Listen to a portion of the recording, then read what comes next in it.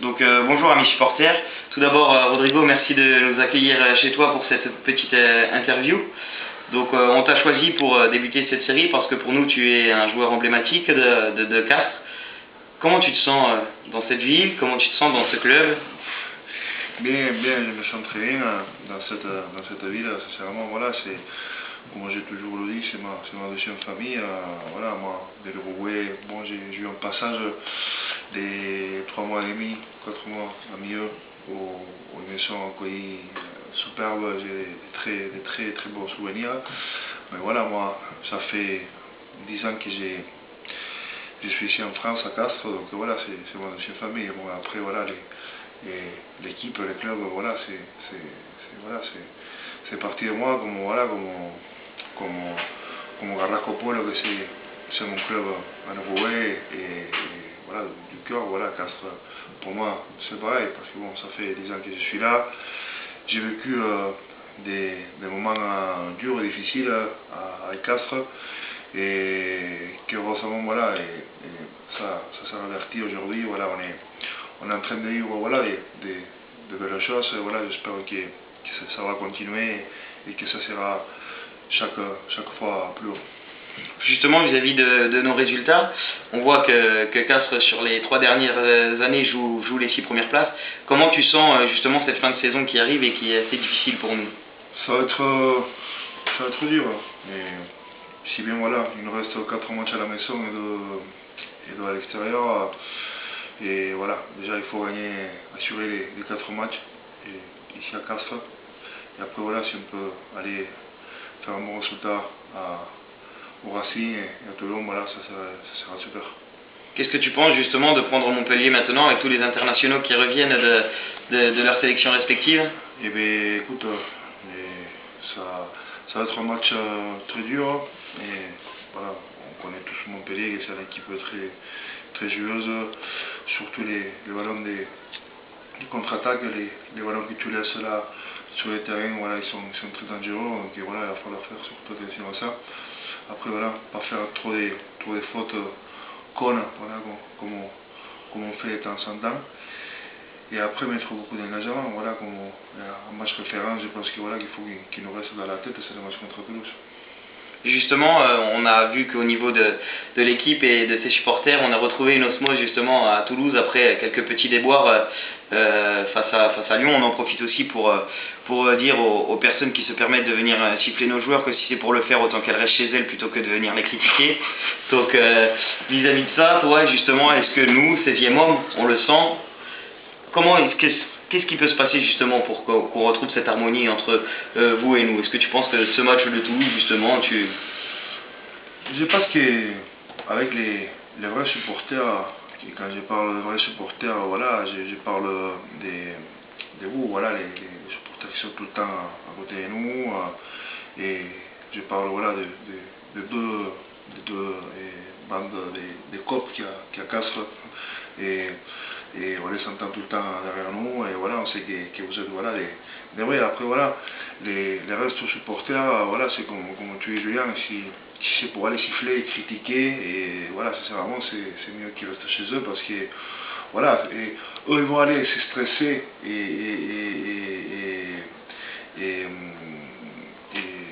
donner de l'énergie que voilà, sincèrement, c'est pas la peine de qui aille siffler ou insulter, c'est mieux voilà, qui reste chez eux.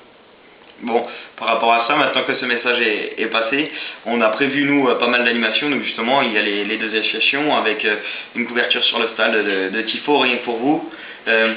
Qu'est-ce qui va faire que ce stade s'emballe, d'après toi? Quels vont être les ingrédients pour que Castres fasse la différence justement à ce niveau-là? Pour qu'il fasse un stade? Ouais. Nouveau. Eh bien, je sais pas, moi je pense que voilà, d'abord voilà, il faut qu'il y ait un déclenchement, voilà, pour dire bon, on le fait, on commence les travaux telle date et on le finit telle date, et voilà, pour pouvoir offrir à la ville et aux supporters, voilà, un stade un peu plus grand, plus confortable, avec, voilà, et avec plus de confort qui est peut-être c'est ce qu'aujourd'hui pour les supporters, parce que bon, c'est vrai que comme joueur, on a un confort énorme, voilà, au niveau des vestiaires, au niveau de toute l'installation, c'est vraiment, il nous manque rien, on est vraiment 10 points. Donc par rapport à ça, nouveau stade, est-ce que tu penses que nos résultats peuvent aussi jouer en la faveur de ce nouveau stade? Si nous restons, par exemple, si nous jouons le haut du tableau, est-ce que tout ça peut faciliter? Est-ce que ça oui, peut... oui, je pense que ça peut jouer parce que, voilà, de rester dans les 6 premiers et de nouveau, voilà, ça va être les troisième année consécutive. Et voilà, il y a beaucoup d'équipes qui voilà, ils n'arrivent pas à faire ça. Un exemple, voilà, Toulon, voilà, et là, ils vont se qualifier, mais ça ne va pas être la troisième année d'affilée qui vont être dans les 6 premiers. Pour nous, pour Castres, voilà, et de où on vient par rapport à avant, voilà, c'est énorme. Voilà, ça serait énorme de pouvoir se qualifier de nouveau entre les 6 premiers, en espérant, voilà, pouvoir faire un super quart de finale, si c'est possible, mieux à la maison, et sinon, bon, à l'extérieur, mais bon, pouvoir arriver en demi-finale et en finale et pourquoi pas être champion. C'est important justement d'avoir ce genre d'objectif. On va parler un peu de l'homme que tu es, en sortant un peu du contexte Castres Olympique. Cet Uruguayen, ce capitaine de la sélection. Non, moi, voilà, je joue plus pour l'équipe nationale. Et voilà, c'était une décision ça, un peu difficile à prendre. Mais bon, j'étais totalement en désaccord avec plein d'initiatives, plein de décisions, des choses qui a fait l'ancienne directive au niveau des entraîneurs et tout ça. Donc voilà, moi, chaque fois que j'allais défendre les couleurs de mon pays, voilà, au lieu de m'amuser, passer un bon moment, voilà, sincèrement, voilà, j'ai passé un moment, j'ai m'énervé, j'ai me disputé verbalement avec voilà, les gens, donc voilà, c'est pas le but parce que moi j'aime pas me mettre dans des domaines où ça ne me concerne pas parce que voilà, moi je suis joueur et le domaine d'un joueur c'est la ligne blanche dans le terrain, pas la ligne blanche hors du terrain. Voilà, la ligne blanche hors du terrain c'est les dirigeants et les gens qui sont voilà, pour ça et d'essayer voilà, de faire au maximum. Ok, est-ce que justement tout ce pays, tout ce que ça représente, ta famille? Eh bien, j'adore, j'aime mon pays, c'est un magnifique pays, en plus, et une chose qui ça m'a fait plaisir, voilà, que ma femme, quand on était allé, elle a aimé aussi, et voilà, elle n'arrête pas de parler, de jouer, elle aime plein de traditions de là-bas. Elle boit du maté avec moi, et, ah ouais, tous les matins, quand on peut, les après-midi. Donc voilà, c'est cool. Et après, voilà, si voilà, la France, et ça me plaît beaucoup aussi, mais bon, mon pays, c'est mon pays, et voilà, je l'aime beaucoup. Justement, d'avoir un équilibre vis-à-vis de son couple, de sa stabilité, ça aide dans la carrière d'un joueur quand ça va un peu moins bien, quand c'est... Oui, sincèrement, ça aide beaucoup. Julie, c'est un grand support pour moi.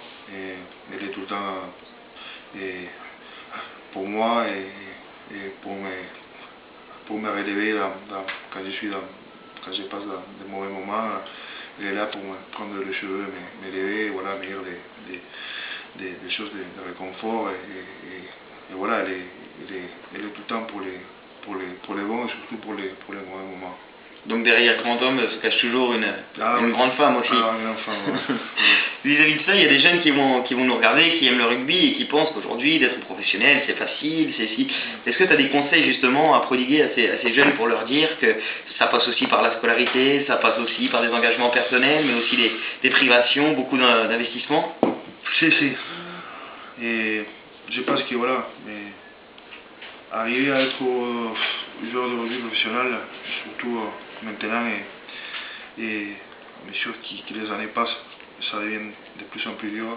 C'est un sport qui voilà, ça devient de plus en plus exigeant.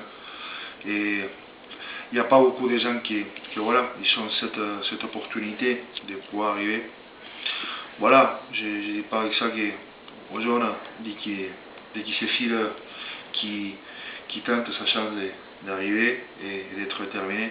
Mais aussi, voilà, une chose très importante, et il faut faire ces études et se préparer de la meilleure façon possible, parce que voilà, on ne sait jamais voilà, si on va pouvoir arriver, si on va arriver et au cours de quelques années c'est fini, et si on va pouvoir faire vraiment une carrière longue. Donc voilà, il faut se couvrir le dos, voilà, il faut se préparer, parce que la vie, surtout la vie, devient de plus en plus dure, et il y a de plus en plus de méchanceté et d'exigence, donc voilà, il faut être préparé.